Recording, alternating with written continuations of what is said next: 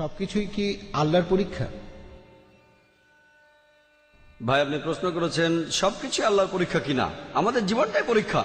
মাঝে মধ্যে আমরা নিজেরাই নিজেদের জন্য সমস্যা তৈরি করি, আমরা নিজেরাই নিজেদের সমস্যা তৈরি করি। এই জীবনটা আসলে পরকালের জন্য একটা পরীক্ষা।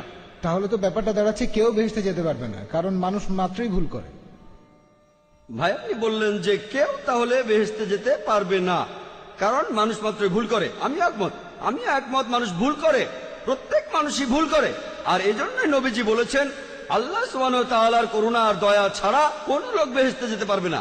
আমার লেকচারে সে কথা বলেছি যে আমরা মানুষরা ভুল করি, কিন্তু আল্লাহ সেটা মাফ করে দিচ্ছেন। তিনি গাফুর, তিনি রহিম, তিনি করুণাময়, তিনি পরোপকারী, তিনি এই লোকদের মাফ করে দেন। তবে তিনি কিছু নিয়ম কানুন মেনে চলেন। আর আল্লাহ, তিনি এমন কিছু বলেন না যে তুমি দেখতে ভালো তাই মাফ করে দিলাম, তুমি দেখতে খারাপ তাই মাফ করলাম না। আল্লাহ মানুষের জন্য আইন কানুনগুলো বলেছেন কোরআনে।